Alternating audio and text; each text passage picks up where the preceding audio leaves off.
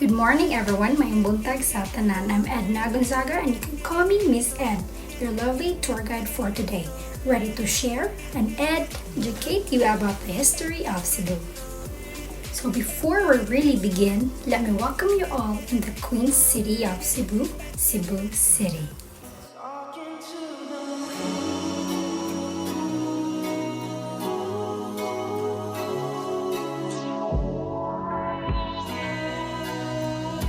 Lovely, isn't it? So that is our beloved Cebu City, everyone.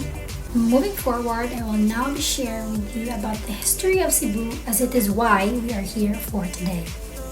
The history of Cebu goes way beyond 439 years ago, when the island became a province at the start of the Spanish colonization. Did you know, long before that, Cebu was already the center of trade of what is now the southern Philippines. The name Cebu came from the old Cebuano word Cebu, which means trade, or a shortened form of Siniboyang Hingpit, a place for trading. It was originally applied to the harbors of the town of Cebu, the ancient name for Cebu City. Cebu already had an organized social structure before the Spaniards came, with small groups headed by a Datu who served as a leader. A Datu governed his community and received labor and tributes from his people. The position being both a political office and a social class, his authority was taken from his lineage. Although his power depended on his wealth, the number of subjects, and his reputation for physical prowess. In these times, Raha Humabon, later baptized as Don Carlos, was the Raha of Cebu at the time of the Portuguese explorer Ferdinand Magellan's arrival in the Philippines in 1521. So people in Cebu then were called pintados because men were heavily tattooed. Lavish ornaments such as gold jewelry were used not only by women but also men. As you can see, prior to Spanish colonization, there were already permanent tanos-looking wooden structures where the datos lived. Ordinary people lived in field cottages or balay-balay that were on stilts or hagdan or house ladder. It was a common sight, with floors made of bamboo or wood and a roof made of palm tree shingles. Now let's proceed. In 1521, Ferdinand Magellan and his troops arrived in Cebu, and they were warmly welcomed by Raha Humabon's community. 1521 is an important meeting point in history, and it is best signified by the commemorative mission cross. It is also when Raha Humabon's community was converted to Christianity. Moving forward, when Magellan was sent by Humabon to Mactan, Magellan was not received well at the island of Mactan, where he was slain by the local chieftain Lapu-Lapu.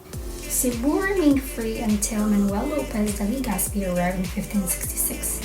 It was then the start of transformation of Cebu's civilization under the Spanish regime. Catholic churches were built.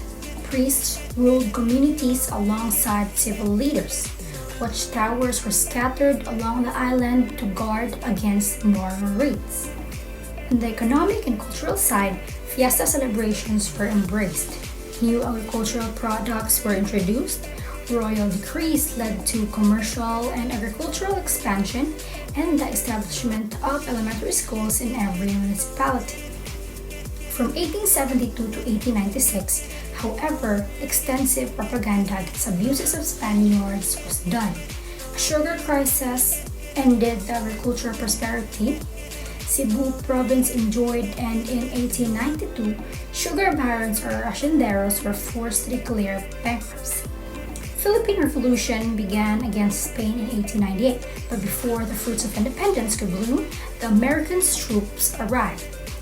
United States sovereignty over the Philippines was declared, and in February 7, 1900s, the Filipino-American War broke. But amidst all these events, history has witnessed the valiant spirit of the Cebuanos, principled and resilient, exercising hard work and high standards of morality and professionalism that have since made Cebu a cut above the rest. And that marks the end of our very informative tour. If you have any questions or suggestions, just let me know. I hope everyone enjoyed and learned a lot. I would like to thank all of you for being part of this journey. Again, this is Miss Ed signing off. Thank you and goodbye.